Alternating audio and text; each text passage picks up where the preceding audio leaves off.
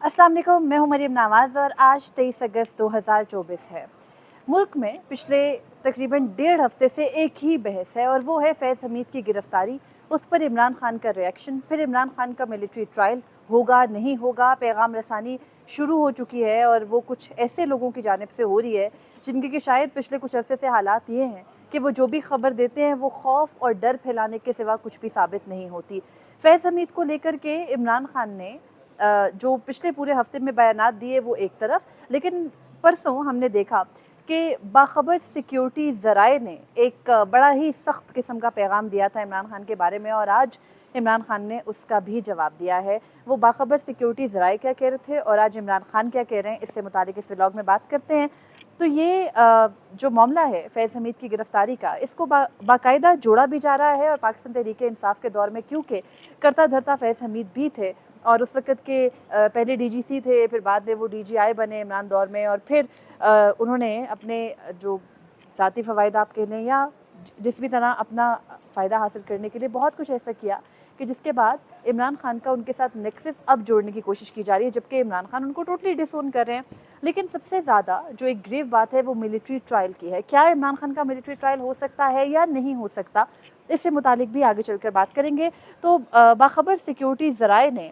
जो कि हमारे बहुत ही बाखबर ज़राए हैं, उनकी जानिब से एक पैगाम चला तमाम टीवी चैनल्स पर, कोई एक फ़िक्रा, कोई एक लफ्ज़ नहीं बदला गया बाखबर सिक्योरिटी ज़राए का, और वो ये था कि बानी चेयरमैन यानी इमरान खान के बारे में कि बानी चेयरमैन होता कौन है ये बताने वाला, कि फैज़ हमीद का ट्रायल ओपन हो या ना हो, क्योंकि इमरान खान मुतालबा कर रहे थे कि फ़ैज़ हमीद का जो ट्रायल है मिलिट्री कोर्ट वो ओपन करे ताकि सबको हक़ाइक़ का मालूम हो। तो उसके बाद बाखबर सिक्योरिटी ज़राए ने यह भी कहा कि अगर बानी पीटीआई का इस मामले में यानी मिलिट्री ट्रायल हुआ तो तसल्ली रखें कि वो ओपन ही होगा, और फिर उन्होंने कहा कि सारी दुनिया को ये पता चल जाएगा इमरान खान के ओपन ट्रायल से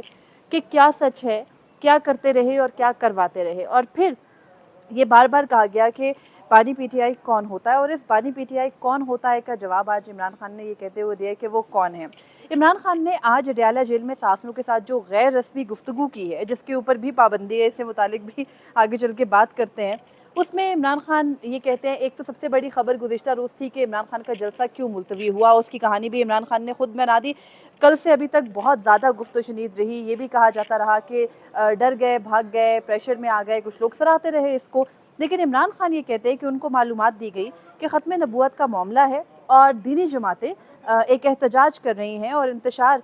फैलने का ख़दशा है, और इसी वजह से उन्होंने आज़म सवाती और बैरिस्टर गौहर को बुलाकर मुलाकात की। मुलाकात में इमरान खान ये कहते हैं कि उन्होंने जलसा मुलतवी करने की हिदायत की, और अगर वो ऐसा ना करते तो उनको खदशा था कि 9 मई जैसा एक और वाक़या इस आड़ में कर दिया जाता और उसको पीटीआई के गले में डाल दिया जाता। फिर इमरान खान कहते हैं कि मैं आखिरी मरतबा जलसा मुलतवी कर रहा हूँ और अब जो अगले जलसे की तारीख दी गई है जो कि 8 सितंबर है, उसमें किसी ने भी रुकावट डालने की कोशिश की तो फिर वो खुद जिम्मेदार होगा। अब चीफ जस्टिस कहते हैं कि हुकूमत ने एक तरफ चीफ जस्टिस कादी फईद ईसा को एक्सटेंशन देने की गेम डाल रखी है और दूसरी जानिब सुप्रीम कोर्ट में सीनियरिटी को इफ़ेक्ट करने की भी प्लानिंग की जा रही है, और दोनों में से किसी और को वो कहते हैं कि सामने ला खड़ा किया जा सकेगा। यानी उनके कहने का मतलब है कि ना चीफ जस्टिस कादी फईद ईसा, ना जस्टिस मंसूर अली शाह, बल्कि प्लानिंग ये की जा रही है कि किसी और जज को लाके लाइन में खड़ा कर दिया जाए। अब ये बात इमरान खान जेल के अंदर बैठकर कर रहे हैं, उनके पास क्या मालूमात है ये एक अलग बात है। उसके बाद अलावा इमरान खान ने यह भी कहा है कि फॉर्म 47 वालों और नून लीग को जब भी खदशा होता है कि हमारी इस्टेब्लिशमेंट से बातचीत हो रही है तो उन्हें 9 मई याद आ जाता है, और फिर वो ये कहते हैं कि मैं कभी नहीं चाहूँगा कि मुल्क में इंतशार हो, पहले ही 9 मई की अभी तक जुडिशल इंक्वायरी नहीं की जा रही। और फिर आखिर में इमरान खान ने मैं कौन हूँ का जवाब दिया। जाहिर है कि ये सवाल हुआ होगा उनसे, क्योंकि बाखबर सिक्योरिटी ज़राए ने ये बात परसों बड़े ही वाज़े लफ्ज़ों में कह दी थी, वी ऑल नो हूँ दीज बाखबर ज़राए आर। लेकिन इमरान खान कहते हैं कि मैं कौन हूँ,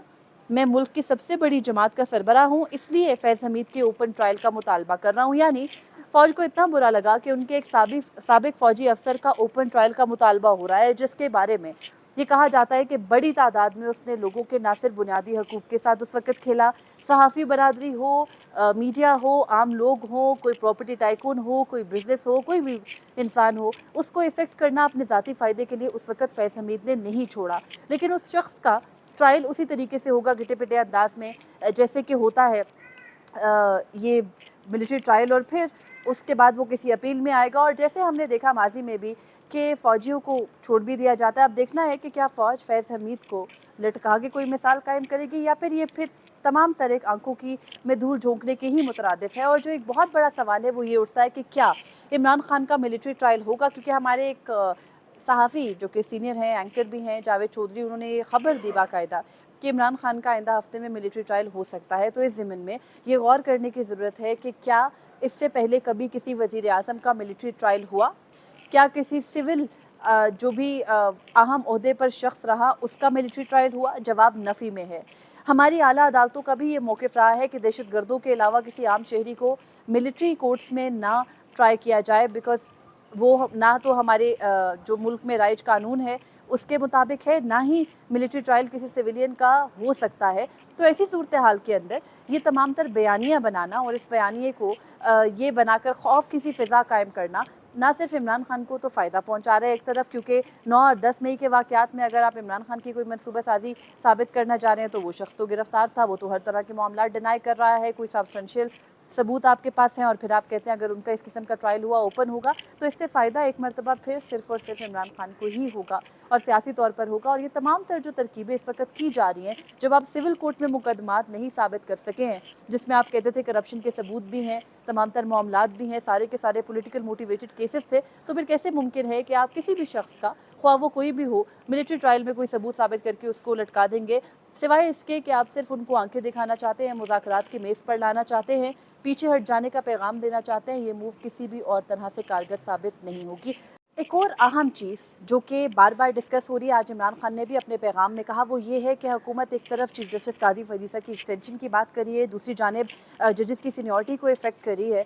तो इसमें भी एक खबर ये है कि अब हुकूमत की जो पॉलिसी है चीफ जस्टिस कादी फरीसा को लेकर वो भी बदल चुकी है, क्योंकि इससे पहले हुकूमत हो या किसी भी किस्म के जो हमारे मुक़्तदिर हल्के हैं, उनको चीफ जस्टिस कादी फरीसा से किसी भी किस्म का कोई मसला नहीं था। लेकिन हाल ही में जिस किस्म का माहौल बनाया, जो काबिले अफसोस ही आप उसे कह सकते हैं, काबिले मज़म्मत ही वो माहौल था, उसे बनाकर जिस तरह एक चीफ जस्टिस को ये बावर कराया गया कि आपको एक मॉब के सामने सरेंडर भी करना पड़ेगा, आपको उनकी मर्ज़ी के फ़ैसले भी देने पड़ेंगे, और फिर आपने बाकायदा एक शख्स को ऐसी पोजीशन में ला खड़ा किया कि उसके बाद उसके पास कोई ऑप्शन नहीं था अपनी सिक्योरिटी को लेकर के कि वो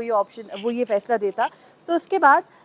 ये भी एक खबर आ रही है कि अब हुकूमत एक्सटेंशन के मामले को नहीं देख रही। सादा सी बात है, एक्सटेंशन के लिए जो जुडिशल पैकेज की बात हो रही थी या जिस भी तरीके से अमेंडमेंट्स लाने की बात हो रही थी, वो सादा कानून साजी से मुमकिन नहीं है। अगर आपको किसी जज की जो उम्र है उसको बढ़ाना है तो भी आपको आईनी तरमीम दरकार है। अगर आपको सुप्रीम कोर्ट के सीनियर तरीन जज के अलावा किसी और को चीफ जस्टिस बनाना है तो भी आपको आइन की शिक में रद्दोबदल करना होगा, और आइन की किसी शिक में एक कॉमा अपॉस्ट्रोफी हटाने के लिए भी आपको जो आइनी तरमीम है वो लाना दरकार होती है। तो आप कैसे किसी भी मामले के अंदर आइनी तरमीम ला सकते हैं, जबकि आपको एक बाकायदा पूरे का पूरा तरीक़ेकार बदलना, और एक ऐसे हालात में जब मौजूदा हुकूमत ना तो मुल्की हालात को स्टेबलाइज़ कर सकी है, ना ही जो बयानिए की जंग है वो जीत सकी है, और दूसरी सूरत सेनेट में उनके पास जो मतलूबा नंबर्स है वही पूरे नहीं है। अगर हुकूमत खींचतान के सेनेट के अंदर अपनी तमाम तरह इत्तेहादियों को मिला भी लेती है तो उनके पास 55 से 60 सीटें हैं, और ये 2/3 अक्सरियत सेनेट के अंदर नहीं बनती। केपी के अभी 11 नशिस्तों पर इंतखाबात होने हैं, और उन 11 में से 10 नशिस्तें तो आप कह लें कम अज़ कम, या 9 नशिस्तें पाकिस्तान तहरीक-ए-इंसाफ की है। तो ऐसी सूरत में चीफ जस्टिस की एक्सटेंशन ना अब मुमकिन है, ना ही ये हुकूमत की पॉलिसी रही है, और ना ही उनको ये मकसूद रहा है। उन्होंने सिर्फ चीफ जस्टिस कादी फरीसा को अभी तक जितने भी मामलात थे उनमें अपने साथ रख के तमाम तर फ़ायदे हासिल कर लिए हैं। और कुछ बहुत ही बावसूख ज़राए का ये कहना है कि अब अगले चीफ जस्टिस के साथ भी तमाम तर जो टर्म्स हैं वो तय हो रही है, और उन टर्म्स में दोनों तरफ से लचक भी दिखाई जा रही है। और ये जो पूरे का पूरा बयानिया गढ़ा गया, चाहे वो फैज़ हमीद की गिरफ्तारी से रिलेटेड हो, चाहे वो जजेस की एक्सटेंशन से रिलेटेड हो, ये तमाम तर चीज़ें खौफ दिलाने के सिवा किसी भी किस्म की और मूव नहीं थी। यही बता रहे हैं कुछ ज़राए, और यही जो तमाम तर इस मौजूदा हालात में अगर जज्बात को साइड पे रख के और किसी का माउथ पीस बने बगैर गौर से देखा जाए तो हालात और वाक़यात आपको यही सब बताते हैं। अब तक के लिए इतना ही था, मुझे इजाज़त दीजिए। अल्लाह हाफ़िज़।